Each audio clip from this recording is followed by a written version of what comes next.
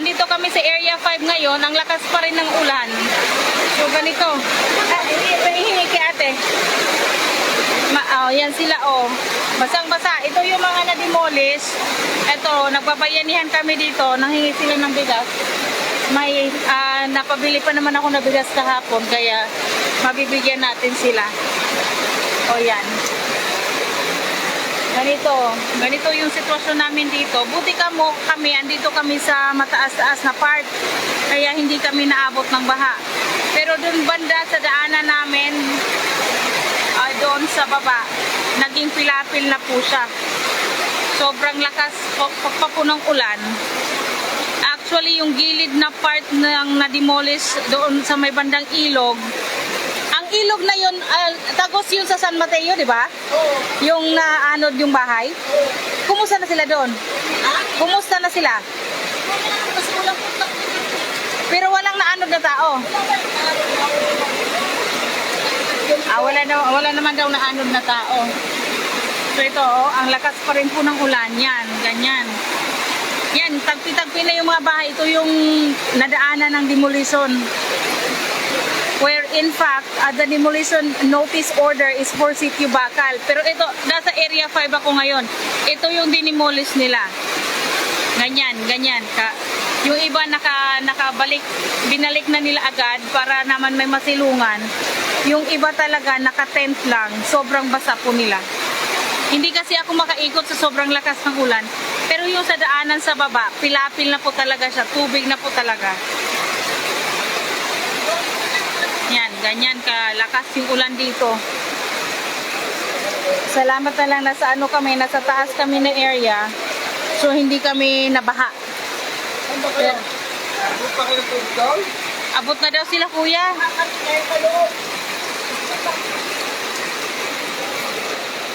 Yun sila ate din kanina. Yung bahay daw nila puno na ng tubig. Kasi eto bundok nga dito eh. Napasok kami ng tubig dyan kanina pagising. Oo. Kunti-kunti lang kasi. Oh, sige. Okay, but at least meron. Tulong-tulong kung ano meron. Sabi ko nga, sana hindi ko na Maraming mga gulay na nadapa. Pwede yun nagataan. Kaya nga. May mga gulay kasi, ito, mga gulay na nakuha yung mga tao natin, Kasi mga dumadapa na to.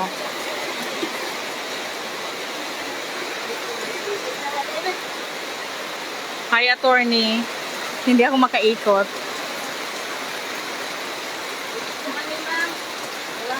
Sige, te.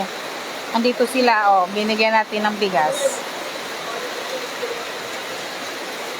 Sila yung naka-tent lang, nadapa na talaga yung tent nila, kaya basang-basa sila. May mga bata pa yan.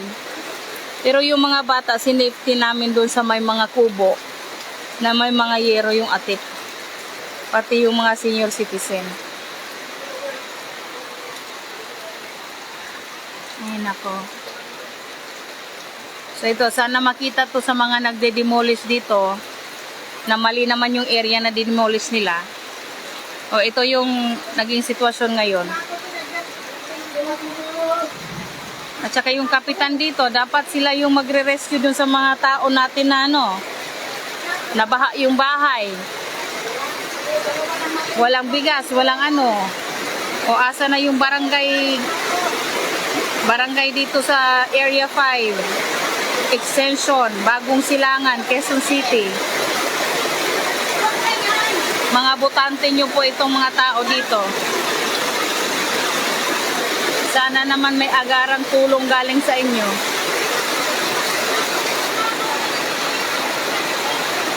Yan, sobrang lakas na naman.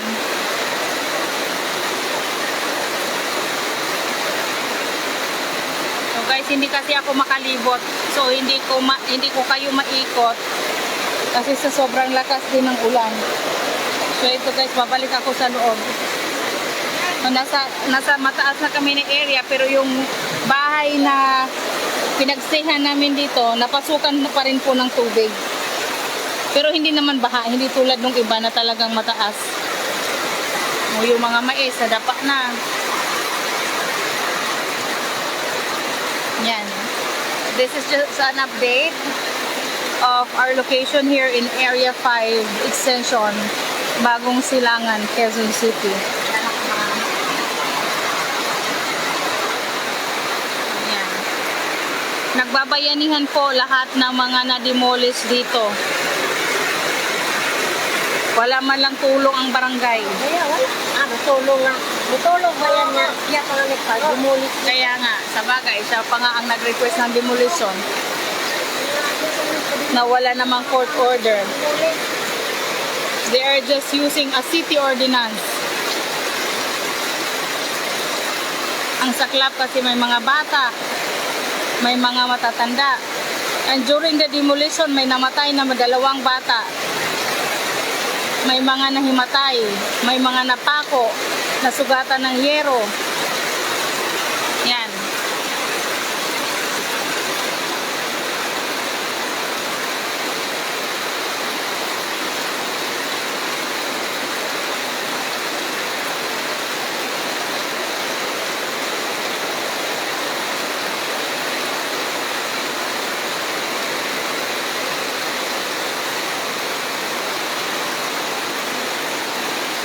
So I need to end this live.